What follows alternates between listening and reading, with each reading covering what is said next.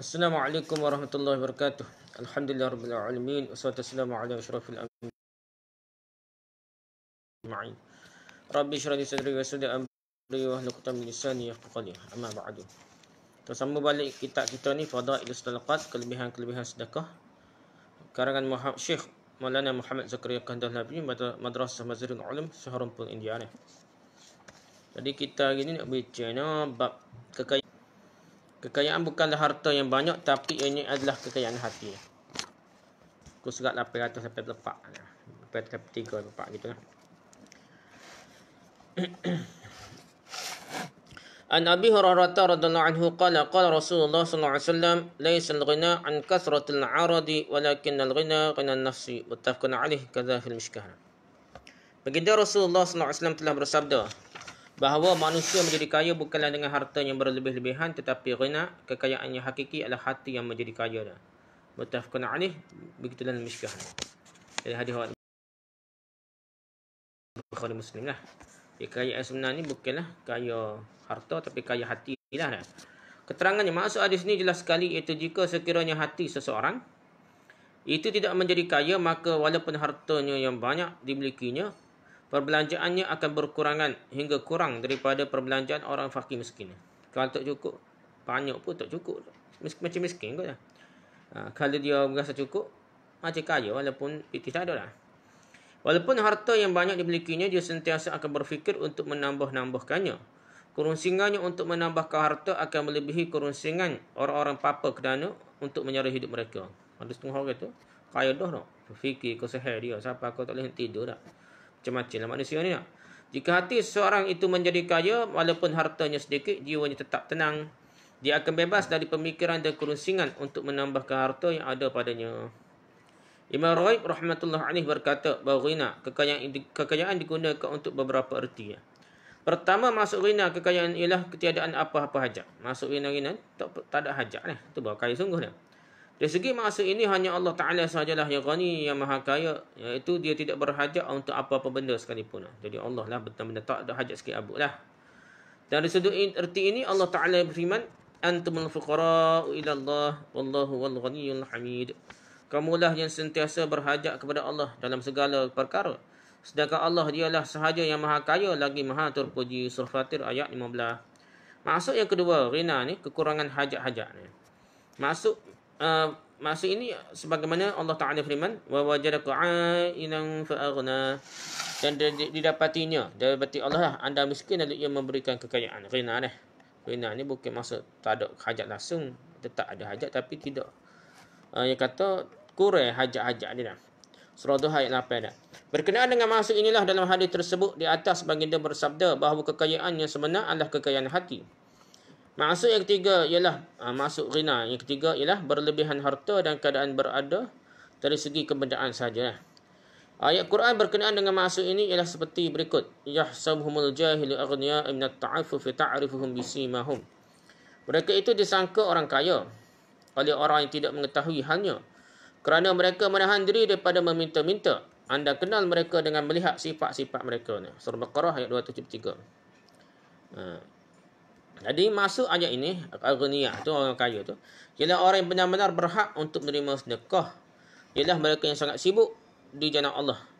Dan oleh kerana mereka tidak meminta-minta, maka mereka dianggap orang kaya oleh orang yang tidak mengetahui halnya. Maksud ayat ini lah, aghniyah tu. Orang anggap dia kaya, padahal dia tidak kaya dah. Hadrat Abu Dzar Al-Ghifari radhiyallahu anhu berkata bahawa baginda Rasulullah sallallahu alaihi wasallam telah bersabda kepadanya, "Hai Abu Dzar, apakah engkau menganggap kekayaan itu adalah berlebihan harta?" Beliau menjawab, "Ya, tiada syak lagi nak." Baginda bertanya lagi, "Apakah engkau menganggap kekurangan harta itu adalah kemiskinan?" Beliau menjawab, "Ya." Abu Dzar kata dah. Baginda sallallahu alaihi wasallam bersabda, "Kekayaan hanyalah kekayaan hati dan kemiskinan hanyalah kemiskinan hati." Tarik matarfi. Inilah hakikat kaya sebenarnya, iaitu kekayaan sebenarnya adalah kekayaan hati. Orang yang bernasib baik lagi bertuah sahaja dikurniakannya oleh Allah Ta'ala. Inilah zuhud yang sebenar. Sesiapa yang dalam hatinya tiada sedikit pun cinta pada harta, maka dialah orang kaya yang sebenarnya. Dialah orang yang zuhud yang sebenar-benarnya, biarpun dia tidak mempunyai apa-apa harta.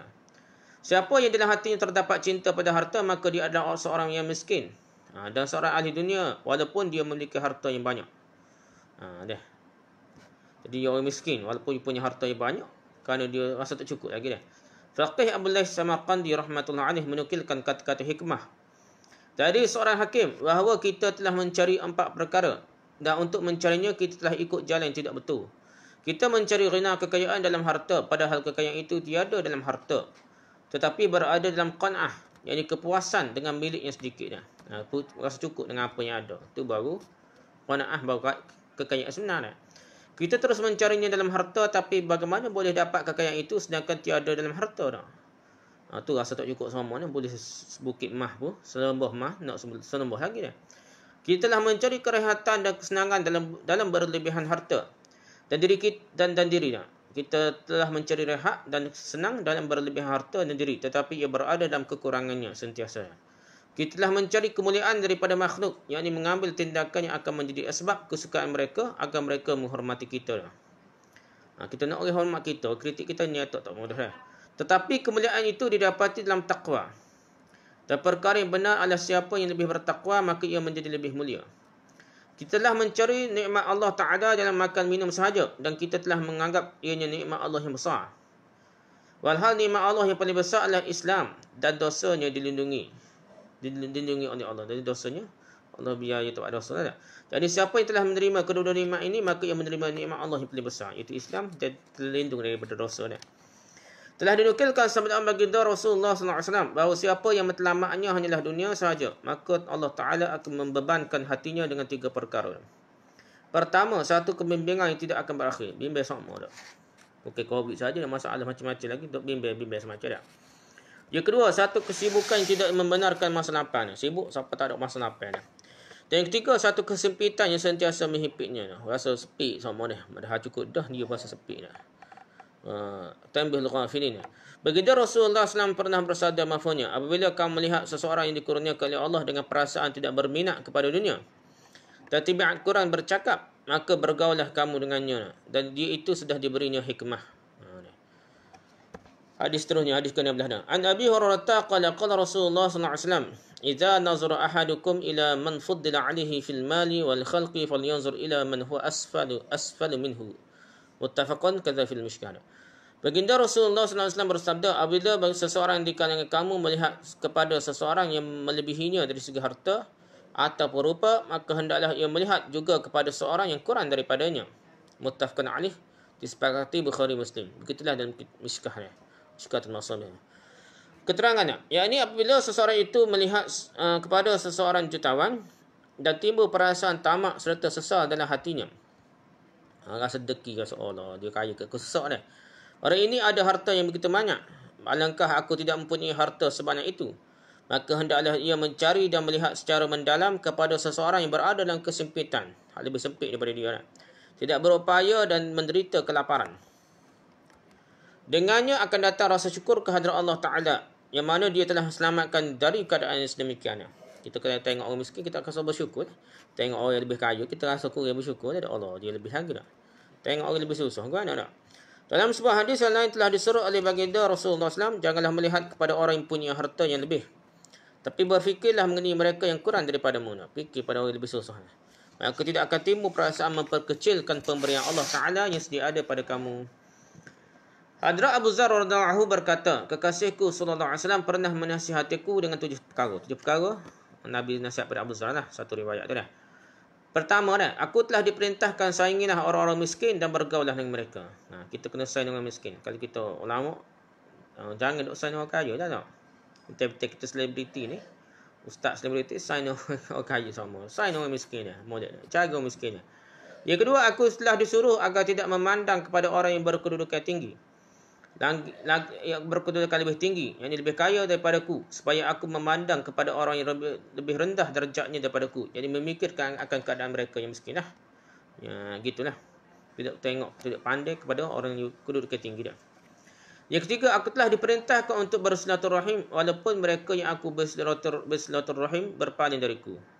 Maksudnya kita kena hubungi anak beranak, kaum kerabat ni, walaupun anak beranak tak cari kita dah.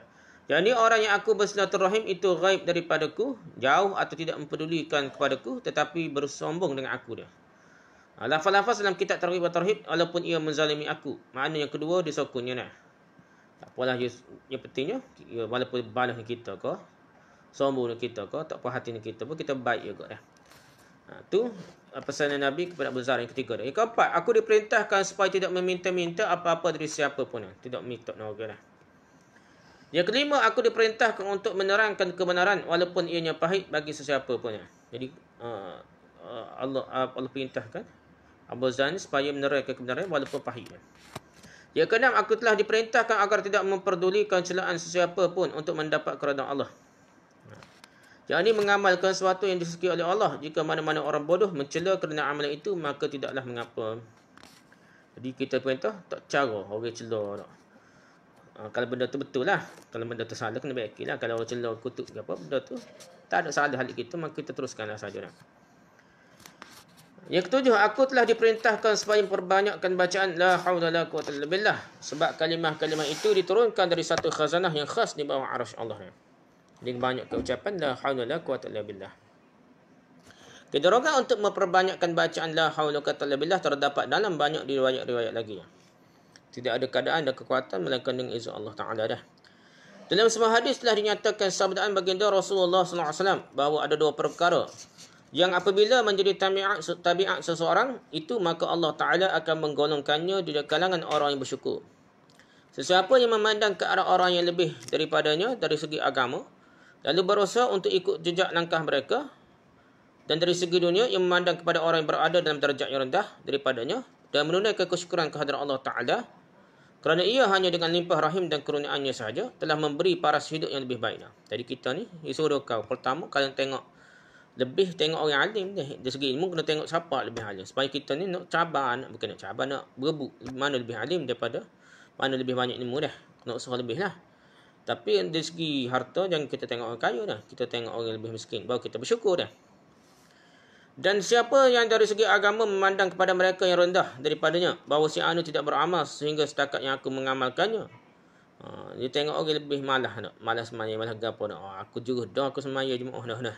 Dia tengok orang hak di bawah, hak malas hangit. Berat lagi dia semaya dah. Orang saya dia tu tak semaya rasa. Dia tengok gitu, berat dah. Dan dari segi dunia yang memandang kepada mereka lebih kaya daripadanya dah. Lalu menyesal dah. Tengok orang hak kaya pula dunia dah. Hak agama tengok hak mana malas dah. Hak mana tak semaya hak malas cara agama. Tu dia buat contoh dah. Saya aku pun tak semaya aku juga dah aku semaya dah. Berat gitu dah. Ataupun saya aku semaya Jumaat dah. Aku tak semaya Jumaat. Jadi tak meningkat sama amal ibadahnya dah. Lepas tu dunia pun dia tengok orang kaya dah. Lalu menyesal dia dah. Alangkah sesalnya aku tidak ada harta sebanyak yang ada pada si anu itu dah. Menyesal, Allah aku buat apa dah sesak tak serupa dia dah. Maka dia tidak akan tergolong dengan orang yang sabar dan tidak juga dikira sebagai orang yang bersyukur. Orang sabar apa dia dah? Bersyukur pun dah. Sebabnya salah tengok dah. An Ibn Abdullah radhiyallahu anhu berkata, ketika dahulu aku bergaul dengan kebanyakan orang-orang kaya. Maka senantiasalah aku dikuasai oleh perasaan gelisah. Saya ni kaya ni berasa tak sedap duduk sama. Dia kaya aku dak dah. Maka senantiasalah aku dikuasai oleh perasaan gelisah.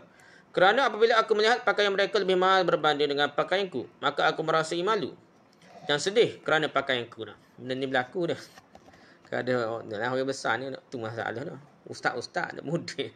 Dia cerita pasal dia tengok orang dia murid sekolah haji banding dengan murid sekolah kementerian kau berat dah. Jadi tak puas hati sama dah.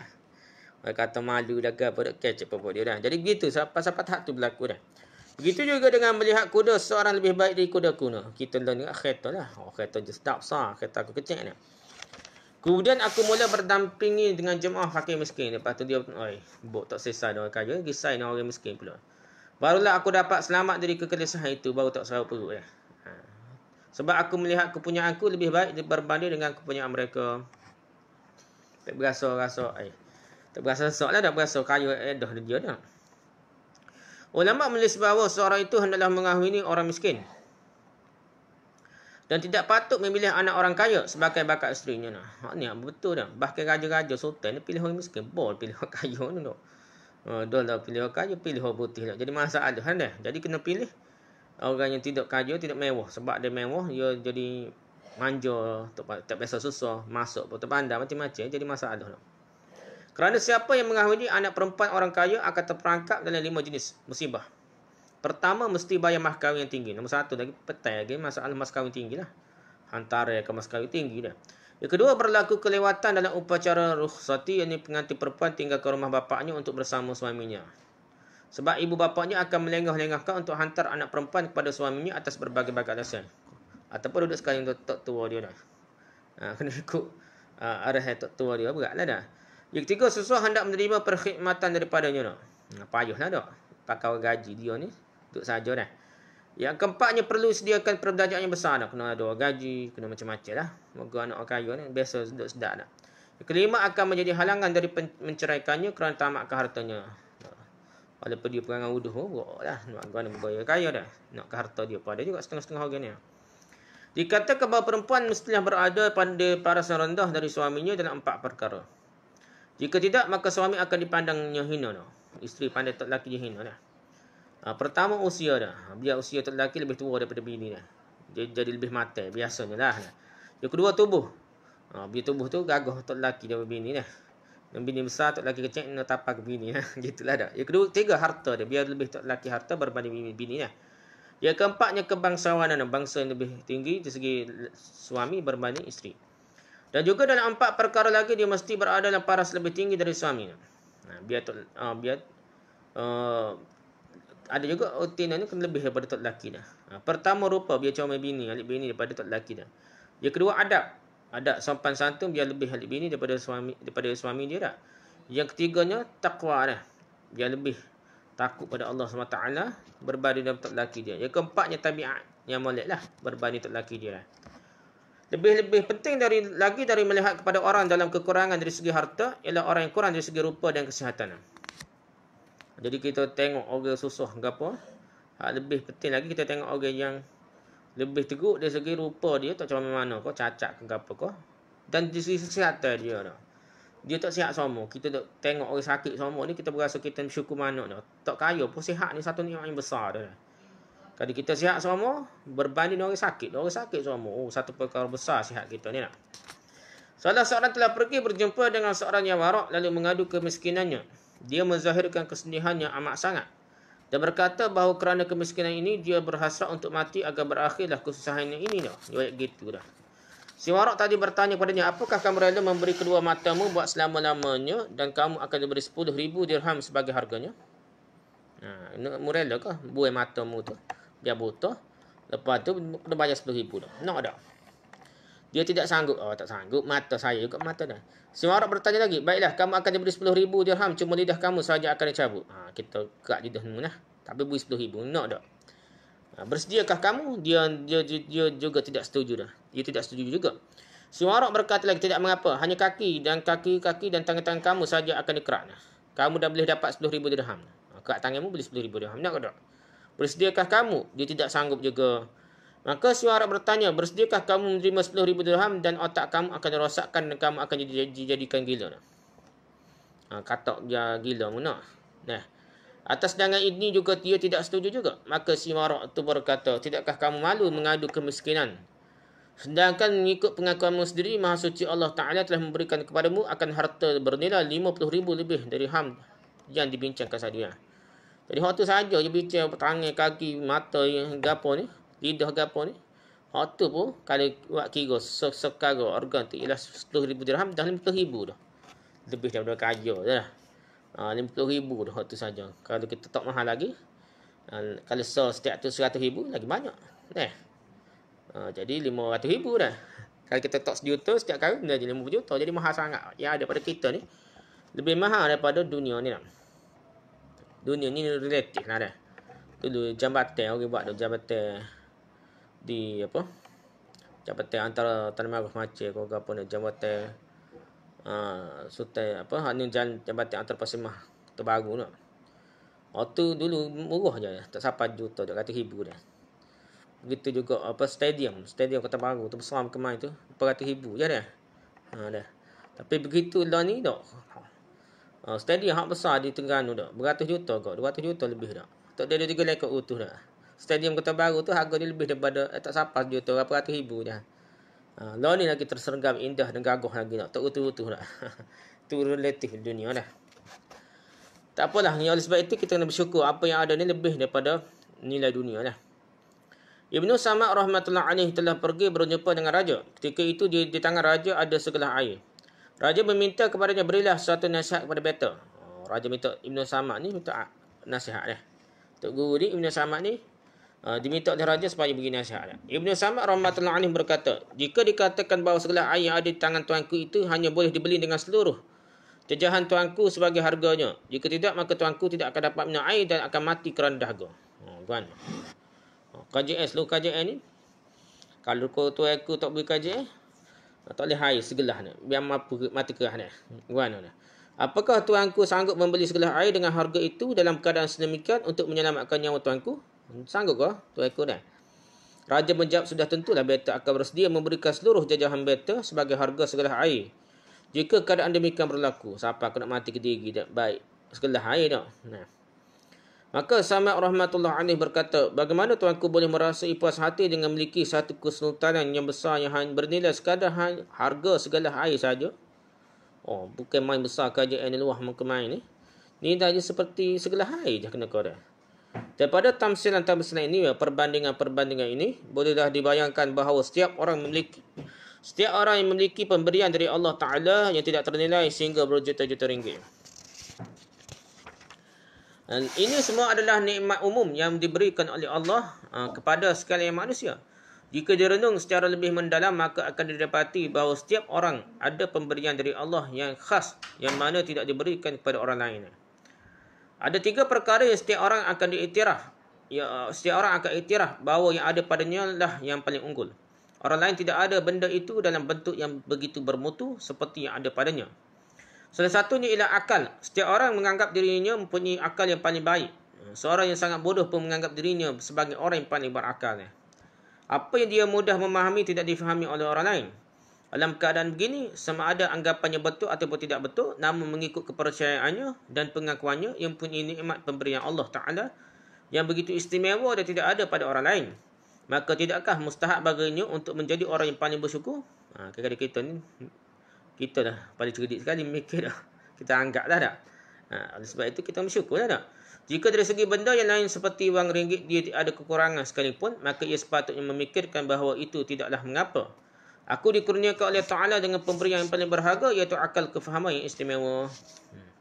Perkara kedua ialah tabiat yang baik. Setiap orang mendapat pada diri orang lain suatu tabiat yang mengikut kefahamannya lah, suatu keaiban. Dia nampak orang lain jahat lah, tak molek dah, malu dah, dia jeruh ni lah. Seolah-olah dia rasa setiap orang kecuali dirinya sendiri saja mesti ada keaiban dari segi akhlak. Orang lain tak ada benda tak molek, dia molek semua. Mengenai diri sendiri, setiap orang menganggap bahawa dia mempunyai akhlak yang paling tinggi dan paling sempurna. Kadang-kadang ia mengakui dengan lidah saja bahawa suatu tabiatnya sendiri tidak baik atau merupakan suatu keaiban. Mulut yang hoyak gitu tak. Tapi pengakuan sedemikian hanyalah pura-pura sahaja sebab dia tidak cuba untuk betulkan tabiatnya itu. Kalau dia rasa benda tu tak molek, mesti dia baikin lah. Dia tak berasa dia buat salah. Tabiat hak uduh, yang anggap tak uduh lah dia. Dalam pada itu, tidakkah dia mustahak baginya untuk memikirkan bahawa Allah Ta'ala telah kurniakannya tabiat yang baik sebagai satu pemberian yang sangat istimewa, biarpun sedikit sebanyak kekurangan dari segi pemberiannya yang lain berbanding dengan ia telah memberi kepada orang lain. Jadi dia berasa dia tabiat comel tu tak jadi power gila ke molek lah. Dia berasa dia molek dah tak apa dah. Berasa satu kurniaan yang besar daripada Allah SWT. Kena bersyukur dah. Perkara yang ketiga ialah ilmu dan pengetahuan. Setiap orang mengetahui akan keadaannya sendiri serta hal ehwal batinnya dengan baik. Dan orang lain tidak mengetahuinya. Setiap orang ada banyak perkara yang dia tidak mahu sama sekali halnya diketahui oleh orang lain. Dia sungguh-sungguh berhasrat agar keaibannya, kekurangan-kekurangannya sentiasa tertutup. Limpah rahim dan kurniaan Allah Ta'ala yang sangat besar, yang mana setelah memberi pengetahuan mengenai dirinya sendiri, dia telah menyembunyikan pengetahuan itu dari orang lain. Jadi benda paling kurang, benda buruk dia sorry dia tahu dah. Itu pun satu pengetahuan yang hebat lah. Jadi dia menutupi keaibannya, Allah Ta'ala menutupi kekurangannya, keaibannya dan menyempurnakan hasratnya agar ilmu tertentu itu tidak diketahui oleh orang lain. Jadi dalam pengetahuan mengenai keaiban diri sendiri, tiada orang lain yang berkongsi tak? Tidakkah mustahak baginya untuk mensyukuri atas keistimewaan ilmu itu dah? Ilmu kekurangan diri sendiri dah. Kekurangan diri sendiri tu, dia tahu, kalau tak tahu tu satu ilmu yang hebat lah. Sebab orang yang tak tahu kan. Jadi benda tu pun ia kena bersyukur tak mudah dah. Bukan main lagi kena bersyukur. Bukan main banyak lagi kena syukur pada Allah Ta'ala dah. Dan sampai itu beribu-ribu lagi pemberian Allah Ta'ala yang khas. Sentiasa dinikmati oleh setiap orang. Dan dia tidak bersedia untuk nikmat itu digantikan dengan sesuatu yang lain. Contohnya dijadikan insan yang merupakan makhluk yang paling mulia. Tiada siapa yang sanggup kejadiannya ditukarkan. Katalah dia dijadikan monyet. Siapa yang tukar jadi monyet dah? Nah. Tak ada siapa pun tukar jadi monyet dah. Kelakiannya, tiada seorang lelaki sanggup dijadikan perempuan dah. Dia jadi lelaki monyet-monyet tak usah jadi perempuan dah. Kecuali nak jadi pondek tu jangan. Tu pelik lah dah. Tidak normal dah. Begitulah orang yang lahir dengan iman tidak sanggup ditukarkan kepada kafir dah. Tiada seorang hafiz Al-Quran bersedia untuk jadikan bukan hafiz. Tiada seorang ulama sanggup dijadikan bukan ulama. Tiada orang tampan dijadikan huduh. Orang yang punya anak tidak sanggup menjadi orang tiada anak. Pendek kata, pada setiap orang terdapat begitu banyak pemberian-pemberian Allah Ta'ala yang khas. Dari segi akhlak, rupa, bangsa, keluarga dan lain-lainnya yang dia tidak rela digantikan dengan sesuatu yang lain sama sekali. Kalian hitung sesuatu banyak benar nikmat Allah Ta'ala yang patut kita bersyukur dah. Kita tak usah, tidak mahu tukar ganti dengan perkara lain. Maka tidaklah benar bahawa setiap orang menikmati beribu-ribu pemberian Allah yang tidak dinikmati oleh orang lain. Jadi sebenarnya dia tak khabar. Kalau perhitungkan molek, sebenarnya dia boleh satu pemberian khusus yang banyak dari Allah Ta'ala melebihi orang lain sebenarnya. Dalam keadaan begini, jika dia tidak mahu melihat kepada semua nikmat-nikmat itu lalu rasa tamak dan kesal dengan nikmat yang sedikit ada pada orang lain dan tidak ada pada dirinya sendiri, maka tidakkah perbuatan itu amat hina, amat bodoh dan hina dah. Untuk berasa orang lain dah nikmat banyak, kita berasa tak ada nikmat, tu satu perkara yang bodoh dah. Dan hina dina dah. Jika melihat harta yang lebih yang ada pada orang lain, maka haruslah memikirkan semua hal yang dibincangkan tadi yang ada pada dirinya sendiri dah. Dan tidak ada pada orang yang didengkinya dan dicemburuinya dah. Ada benda gitu, kaya setaman pun tidak ada seperti yang dia ada dah.